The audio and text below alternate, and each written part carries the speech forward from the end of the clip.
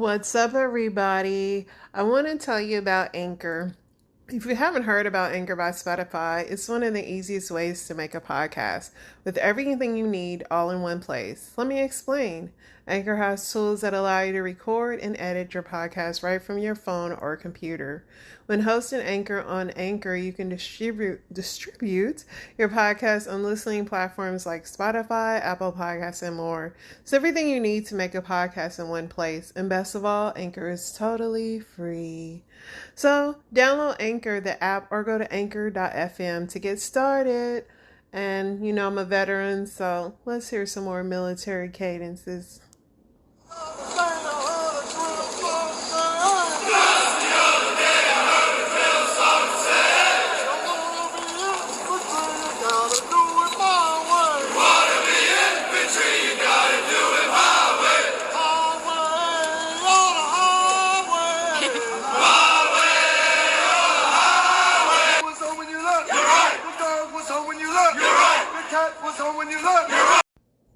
Hello, my friends.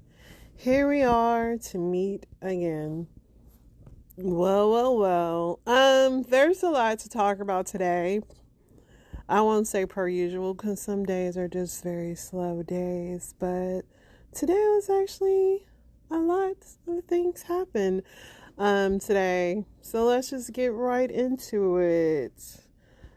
The city of Minneapolis has reached a $600,000 settlement with 12 protesters who were injured during the demonstrations after May 2020 police killings of George Floyd.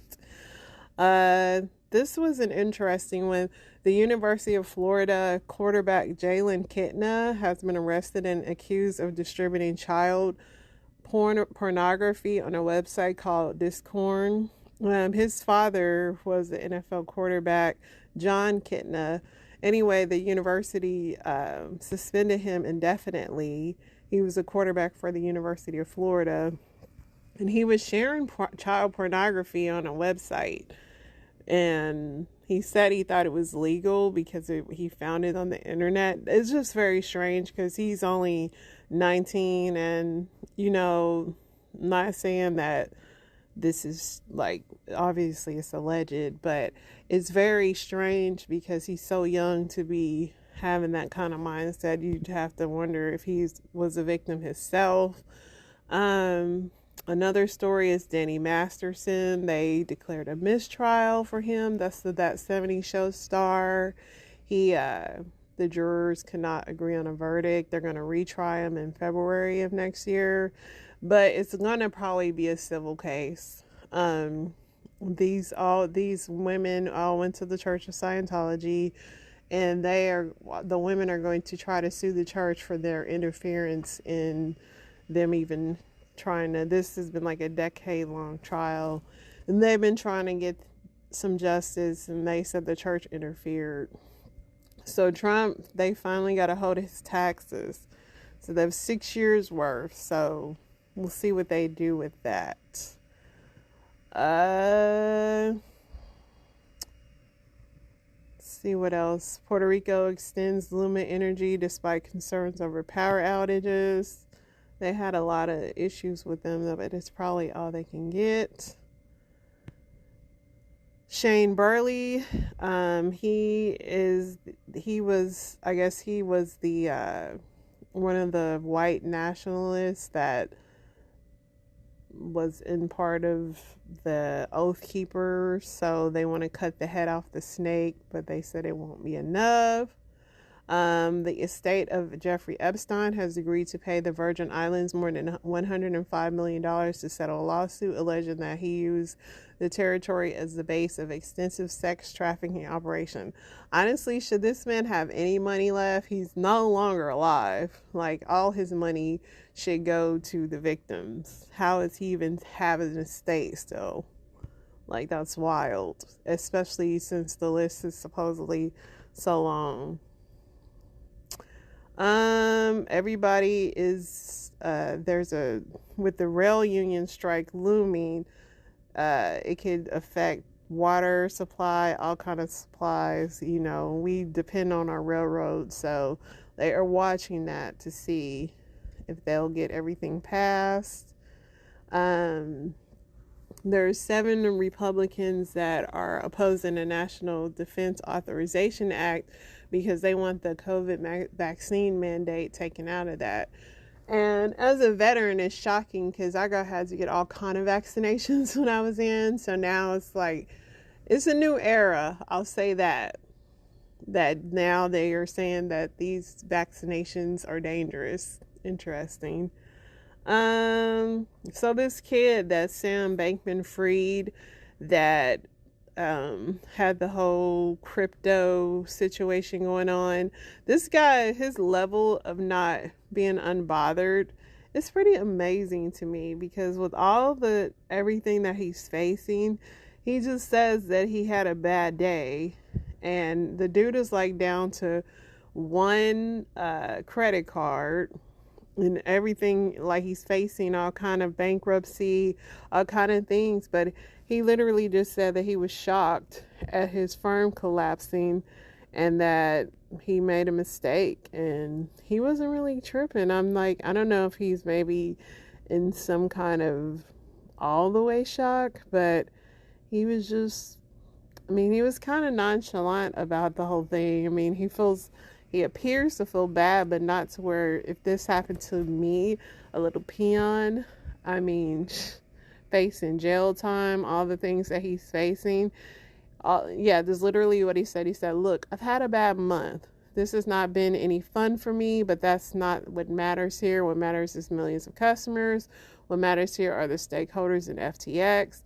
He did not elaborate on how the company would restore lost funds to his clients, but, you know, he's having his first day of his bankruptcy hearing, so he's just, like, I guess doing interviews or whatever. But, yeah, they got all kind of stuff. I mean, even including his $300 million for real estate purchases that he bought in the Bahamas. So, yeah, but he just said he had a bad month. Like, wow, that guy's cool. So, Facebook groups, Reddit forums, and TikTok posts are adding to intrigue surrounding deaths of 4 college students. Experts say they likely won't help crack the case. So, this whole Idaho college slaying, they're being very evasive on what's happening. They say it came from inside the home, but the FBI and everybody is involved, but nobody's saying nothing.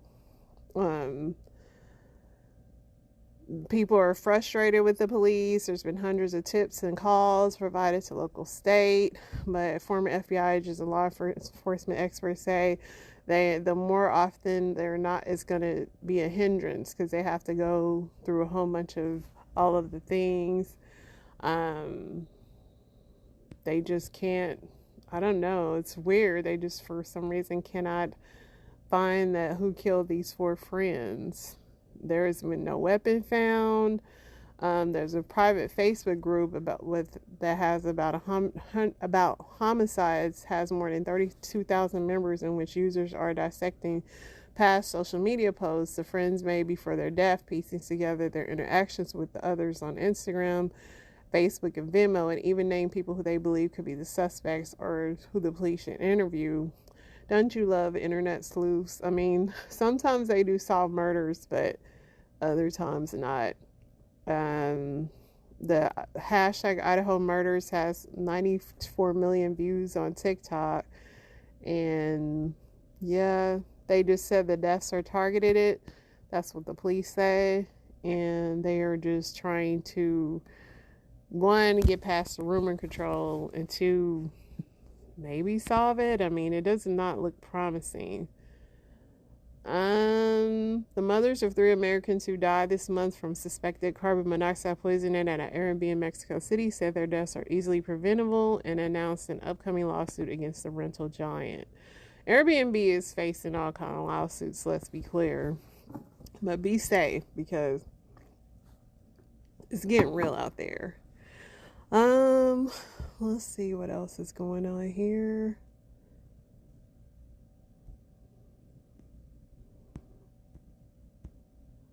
Just trying to still keep it light, because I mean, there's so many cray things happening. Did you guys hear about that zombie virus that these scientists went and found? I don't know what was the point of them finding it or wanting to unthaw it. It still makes no sense, but it's just strange. Let's see what else is going on here.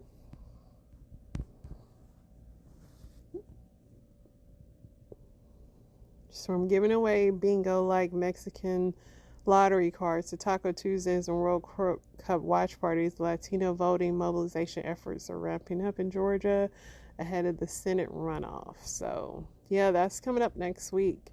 We will see if Herschel Walker defeats Warnock. I really don't know which either way, honestly. I think these elections are becoming more of a circus act. Other than that, guys, I think we're going to get into some story time. You know, I always find some stories and I listen to them with you so I can tell you that I don't know what is going on. So this guy here, I'm going to play you a previously recorded thing on this guy here. Okay, so do you guys know who the Liver King is? He was supposedly he was this holistic guy promoting lifestyle, ancestral tenets, and eating raw meat on camera. I guess he named himself the Liver King, but they're saying he was on steroids. Leaked emails showed that the Liver King was taking almost $12,000 worth a month of pharmaceutical HGH per month, 3 injections per day, all while promoting his brand of holistic lifestyle. Here's the leaked email. King brand with the goal of 1 million followers by March 2022. I'm pouring ridiculous video guide. This gets cut off, but that would be living in my house. I've been working out for 35 years. I know how to eat, train, rest, blah, blah, blah. But as I've reached my mid 40s, it's getting harder. The back fat, all this. I've recently started taking Imnatrope with 5.8 milligram vials of Empower Pharmacy vials. I don't know if this is grossly underdosed or not. My doctor told me that if I could double it, I think I could be hyper non-responder. I'm wondering if taking would possibly interfere with my efficiency. For instance, here's what I'm currently taking. And then he just lists all the stuff that he's been taking. So, you know, that's why I don't buy into none of this advice unless it's coming straight from your doctor. That's all of the above, because some of these people really be out here lying to y'all. And that was from the Liver King. Also wanted to talk about how messy football is getting with the Russell Wilson drama and all this other drama. First, let's get into Kyler Murray. NFL is really kind of turning into like giving me housewife behavior, because you got Patrick Peterson. He's saying that Kyler Murray doesn't care about anybody but Kyler Murray. Then Kyler Murray clapped back and said, "This isn't true. You want some weird stuff. You got my number. If you really felt like this as a big bro or mentor, you're supposed to call me and tell me, not drag me, so your podcast can grow." So, and then you got the fans and the comments. I mean, y'all are worse than like Real Housewives of Atlanta at this point. And all the housewife fans, like, the NFL is getting real. This guy says, accountability in the face of a hard truth you don't want to face is a hard pill to swallow. Not surprised you're playing the victim yet again. I guess comments don't fit your scheme either. Somebody said your body language on the field and your interviews say otherwise, pal. Have you guys ever met Tom Brady? He was like, if you guys are going to turn the NFL into a housewife franchise, he's the biggest diva of them all. Come on. Yeah, this is giving eat some popcorn, because y'all is going back and forth. Like, this is real. Someone says, if Kyler Murray has millions of fans, I'm one of them. If Kyler has 10 fans, I'm one of them. If Kyler has 1 fan, that is me. Kyler no longer has fans, that means I'm no longer on this earth. If the world's against Kyler, I'm against the world. Someone said, I hope this is a joke or a reference to something I don't get. Otherwise, this is the lamest tweet of all time. Y'all is fighting in the NFL fan base more than y'all can no longer make fun of the housewives, because I've seen nothing but drama all week, from Russell Wilson to Lamar. Not, he shouldn't be getting enough money. Like, this is giving very much housewife behavior here. Leah is really obsessed with Russell Wilson. Mind you, he's not the worst quarterback in the NFL. I think it's Trubisky right now. But they are, like, even down to his birthday, even down to him tweeting that God is good, they said he should read the tone. They want this man to break so bad, and he's not. And I absolutely love it. But the fact that the media has this obsession with Russell Wilson, he doesn't do this. And it's been like all year, from when Marshawn Lynch mentioned that you had to have meetings to speak to him, which I actually love, because I wish people would have meetings to speak to me and they can just walk up on me. But yeah, let's see what people were saying. Right? They hate that he says, "Let's ride."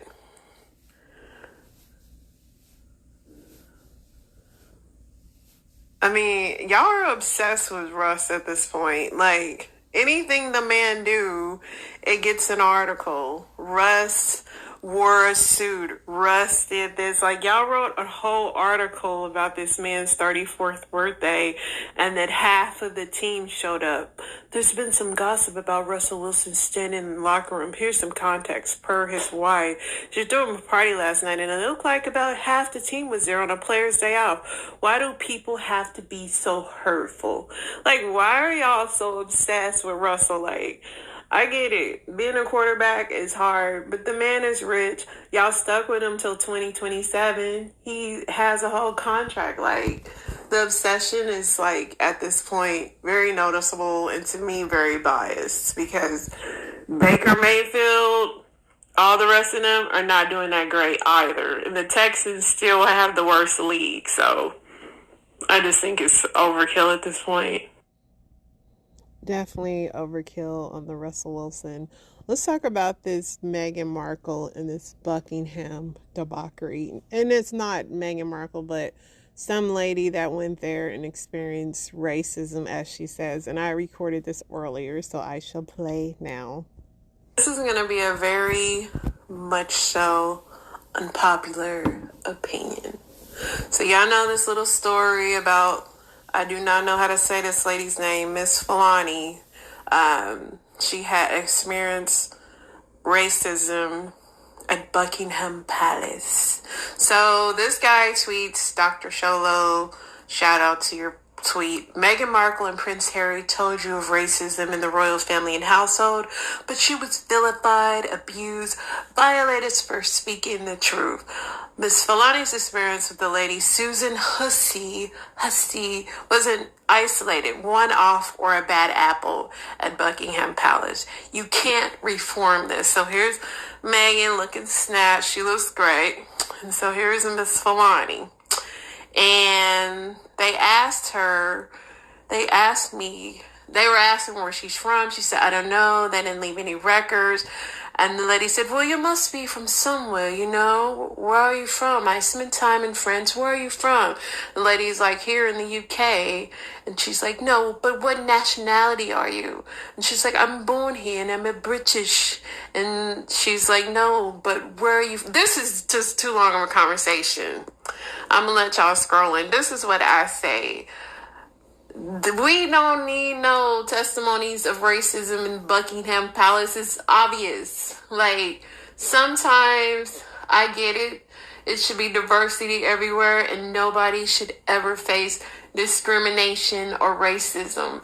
But if you carry your butt in Buckingham Palace and then you get inside there and you try to tell us that you experience racism, it's going to be like, no stuff, Sherlock. Like, some places we already know that this is going to be happening. Like, I don't understand how some people go some places and then they say, I experienced racism. It's like, duh, of course. I could have told you that before you even was going there. I could have told Megan before she got in that family that she was going to experience racism. Like, come on. Like, because you think they're civilized, that they're above racism. Like, these stories, I do not care for them. I am reporting them to say I don't care, and I don't care. Like, this is just useless news here. This is like racism, classism. You're going to experience it all there, like, because they think they're better than everybody. So, yeah, that was my take and unpopular opinion on Buckingham Palace. I don't care. And I don't. Yeah, I mean, like I said, I wouldn't go to a place where I feel unwelcome. Not even for love. Stephen A. Smith did not like being called out about his comments on Jerry Jones. And this is what I had to say and what he had to say. Okay, y'all. So y'all boys, Stephen A. Smith has responded back to y'all calling him a sellout. And he says that, would you want pictures of other people pulled from 57 years? And I say pull them. If you have, let's like take me for example. I'm just a little nobody. But if I ever go up in life and somebody find dirt on me, I gotta roll with that. I'm not gonna be like, that was 50 years ago. Like, that's just life. That's just platform. Like, if you have a platform, if you get in a position of power, anything can be used against you. That's just how life goes. I mean, you know, the best he could have did was just apologize for it. He was only 15. But when he made up the whole thing about being curious, that was kind of like, I mean, the same standards of saying I was curious on something like that, something so big as that, versus just saying like, yeah, I shouldn't have been there. And now that I look back on that day, I understand how that, you know, he literally was just like, I was curious and I know what's going on. And so, you know, and let's be clear, Stephen A. did not give him the same heat that he gave Kyrie, let's be clear, or other topics that he has talked about when it concerns us. And to me, as when you have a platform and you call yourself speaking on behalf of the Black community, because that is why you're there, to create a diverse voice for us. And when your voice is not the voice of the people and it's against the people, yeah, they gonna come for you, Stephen. But anyway, this is what Stephen got to say about y'all calling him a sellout. How many scholarships did we generate for HBCUs? Hasn't the number exceeded over 12,000? Hasn't the dollars exceeded over 30 million? Where y'all at? Selling out? Selling out? I'm looking out.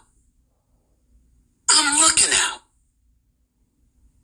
Because what you missed in my diatribe in defense of Jerry Jones was the bigger message that I was saying, which is, do we really want to open the Pandora's box where a picture can be pulled from 57 years ago to use as impetus and motivation to castigate, castrate, demonize, and characterize another human being? I'm not saying what he was or wasn't doing. What I'm making a point of is we don't know. We do know, Stephen. Paul, I guarantee you, because Jerry Jones is almost the age of what my grandparent would be, they were more than likely segregated back then, obviously. Some of them were still having to pick cotton. So I can guarantee you, if you were to pull a photo of somebody that is a Black American that age, what could you do? The comparison is not the same. I do respect the fact that he feels some kind of way about being called out. His argument still doesn't make sense, but of pulling a photo from somebody else and being used against them back in that day, in that era, what could you really find for real? He heard y'all. What do y'all think? Stephen A. Smith. Platforms, you gotta love it. So, let's see. This was an interesting documentary I watched on Netflix. Take Your Pills. Take a listen to this. Time of year that like absolutely nothing is really on no more, so this is when I turn to documentaries. And Netflix has this new documentary called Take Your Pills, and just how it started with Valium, which when I was growing up, I thought only rich people took Valium. But now, that's progressed to Xanax, and Xanax is only supposed to be prescribed for a little bit, but now, like, it's like a year. People are taking it for years, and just the mental health state of this world. Like, even before COVID, we were already dealing with a lot, and then COVID hit, and it just... everybody's mental health went to trash. And like, this documentary is like, let me just play a little snippet for you. Anxiety is an alarm saying something is wrong. To our brains and bodies, we're not ever taking a break. We're basically working all the time. When I'm having an anxiety attack, the first thing I do is I feel hot and pressure. The first time I took Xanax, I said, I understand why people get addicted to this. I could think clearly. It made me feel like a better version of myself. A pill is a really simple solution that we have created this whole infrastructure to promote. We live in this age of overprescribing and oversupply, which means you're more likely to try it and more likely to get addicted to it. Knowing what I know now, I would never have taken that first prescription.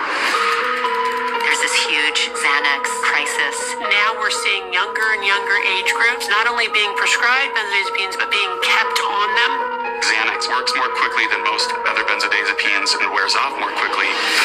So you get into that dysphoric, wanting, craving state. And those patients who are dependent upon the medication, they just can't function without them. That's the nature of tolerance and withdrawal.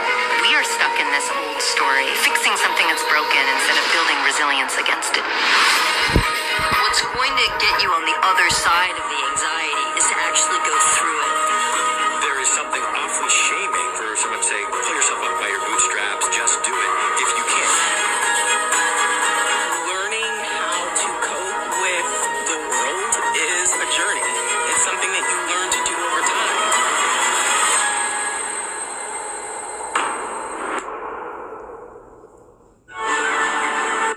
So I thought that was pretty deep. I think we all are learning that in some form of life where you get stuck and you either decide to go through it sober-minded or you get assistance. And I think either one is fine. Both are hard because when it wears off, you are still faced with the reality of what you were dealing with before that. What do you guys think? Yeah, and to just add on to that, since I was previously recorded, I mean, I feel like everybody's mental health is struggling, like right now, but I don't think it's nothing is permanent. You have good days, you have bad days, you have highs and lows. I mean, we all get stuck in certain points and, but we just have to keep pressing forward. I mean, there's a great Bible verse that says you have to if you keep pressing towards a mark, you'll reach your goal. I quoted that crazy, but it is in the Bible. But once you realize that, life is a journey and it's a marathon, it's not where you get there fastest or how you get there, but as long as you get there, and you just got to keep moving. And I mean, to me, those pills may be of assistance, but they do wear off. So to me, life is like a wound. Like, you have to let it heal, and it hurts when it heals, and it's sore and it crusts over and it's icky looking, but you know, once it heals, sometimes the skin is tougher. So, I mean, that's kind of how I look at it. It's a crazy analogy, but that's how I look at it. Let's see here. All right, let's get into some story time. Y'all, so listen, what y'all think? Was I wrong or was I right? All right, so give you some context. We got the party house. That's just what it is. My husband and his friends and everybody, they come over to our house. They have a grand old time. All right. I come home from work one day, and my man and all his friends and their girlfriends, their wives, everybody there in the backyard. They're turning up. They're having a great time. So, you know, I come in. First thing that pissed me off was somebody's in my spot. Now, they all know, don't park in my parking spot. All right, whatever. So I park, I block them in, and I go in, and I'm like, oh, hey. So everybody, I'm like, oh, hey, you, whatever. So just not to call anybody's name or respect their privacy, I wanted to say, let me name me John, but we Caribbean people, so we want a relatable name. All right, let me see name Selwyn. So I'm like, oh, hey, Selwyn, how you doing? He's like, oh, hey, Mel, hug up. He said, this is my friend, Natoya. I was like hesitant to say hello. So I'm hesitant to say hello because I know Selwyn married. And Selwyn's supposed to be happily married. So I do one of these. And she's like, oh, hi. And I'm like, yeah, Selwyn, she can't, like, your friend, what do you mean your friend? He's like, you know, she was like, I'm his girlfriend. I said, yeah, Selwyn, she can't be here. It was like a pin drop, how everybody got silent and started looking at me. She was like, excuse me. I said, Selwyn is married. And I don't know if you know that or not, but he's married. And in this house, we don't condone cheating. And you can't bring no side chick at my house. So one of the other friends was like, Mel, calm down, man. Chill out, everything good. I said, everything ain't good in this motherfucker. Everything good in this bitch. She can't be here. Leave. She gotta leave. Let me tell y'all something. So then, all right, boom. She ended up leaving. Why the wife called me? 2 days later, the wife called me, right? I said I wasn't going to call. I'm not going to say anything to the wife. But because the wife and I aren't friends, we see each other and be like, hey, and you know, but we aren't friends. So the wife calls me 2 days later. And she's like, Mel. And I'm like, hello? Because I don't recognize the number. I'm like, hello? She's like, I know you probably don't know who this is. I'm like, I don't, but you calling me Mel, that means you know me. Like, what's up? So she's like, Mel, I'm just calling to say, Dag, I didn't expect this to go past 3 minutes. I gotta come back. What going on, y'all? Let me tell you something. Are you see how I say, Dag? I was busy all day. Are you proper fast? Are you fast? What? First of all, welcome to the team, y'all. Welcome. Thank you all for the follows and everything, y'all. You know your girl trying to get to her 10K by December, baby. Anyways, let me give I what I want. All right, y'all. So, again, y'all know I'm Caribbean. The people that made me story, but name Caribbean name. So let me see, wife name Odetta. So Odetta call. She said, all I hear is, hello, Mel. Me. I'm like, hello. Because, like, y'all, I am a straight-to-the-point girl. I don't have time to beat around the bush. She said, I know you probably know who is this, but this is Odetta.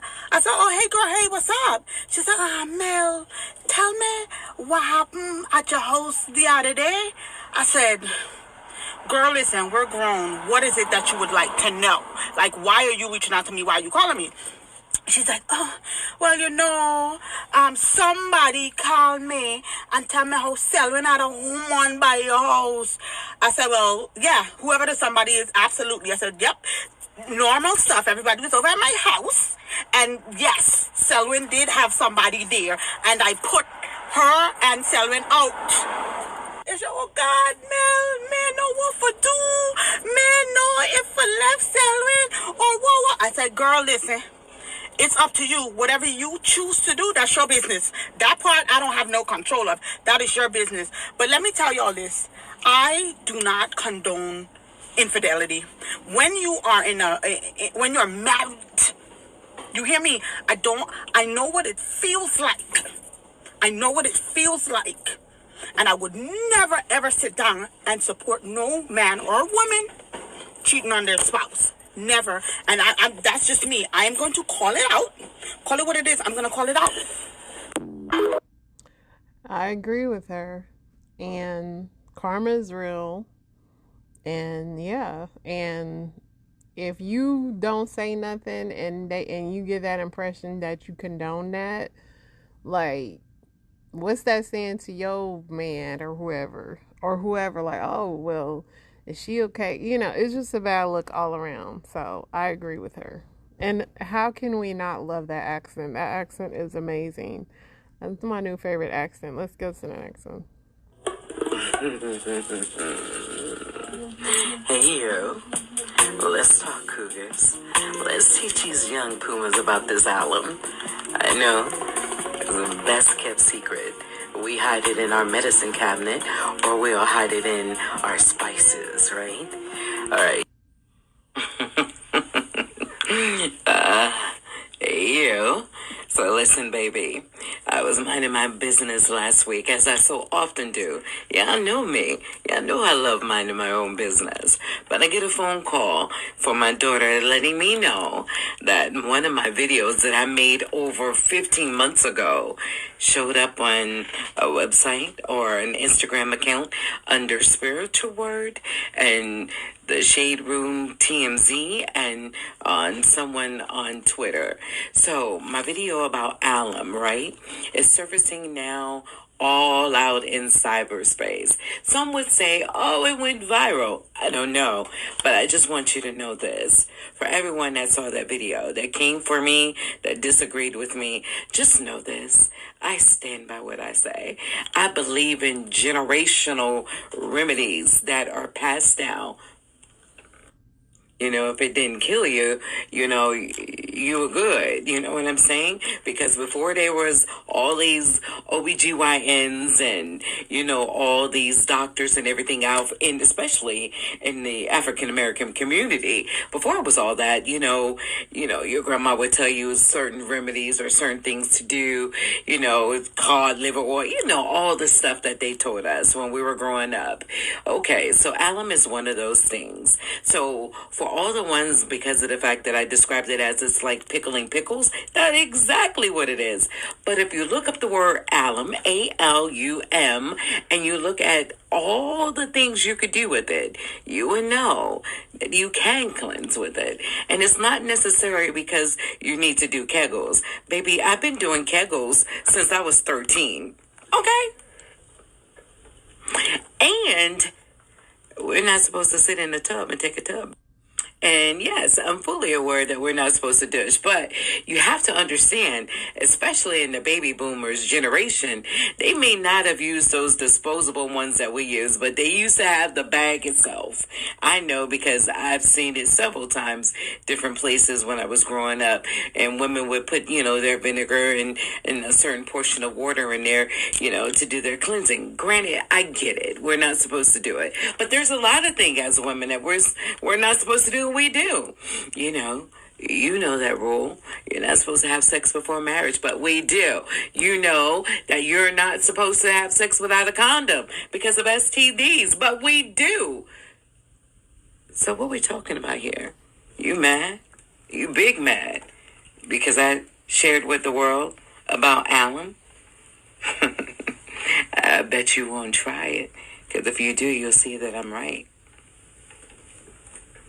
So she said all that to say this lady's talking about alum spice, and supposedly it tightens your lady downstairs. This is all alleged, no medical advice here. This is her sworn testimony on that. So look up alum spice, how to use it, if you at your own risk, shall I say. Let's go to our next one. There's no such thing as DNA cloning. Matrix glitching isn't real, and multiverses hasn't been proven. Oh, okay. Then explain this to me. Same name, same height, same hair color, but they had never met before. This guy on the left here was born in Severn, Maryland. He's 6'4", has red hair, and wears black glasses. He's a minor league pitcher, and his name is Brady Feigl. As for the guy on the right, his name is also Brady Feigl. He's also 6'4". He also has red hair and wears black glasses, and he is also a minor league pitcher. But he was born in Chesterfield, Missouri. Before 2018, they had never met one another. Are they twins? Are they related? Were they separated at birth? The two doppelgangers in the Crew Inside Edition put it to the test. A DNA test says I'm 53% Germanic Europe. Stop. Are you? No. I got 2%. I got 10. Are you Italian at all? No Italian. So as it turns out, they're not twins. They're not even related. They just share the same name, occupation, position, height, and similar appearance. What are the odds? It's pretty crazy. We're still brothers in a way, I guess, you know. And we're always going to be Brady Feigl. Yeah. Oh, yeah. Same name. Same. Doppelgangers. I mean, it's always it's something I'm very curious about, and it's very interesting. That is going to be your news for today, guys. You know, I can go on and on about all of it. Some of it's trash, some of it's not. So take what you can from this and have an amazing day. If It's Where Family is signing off.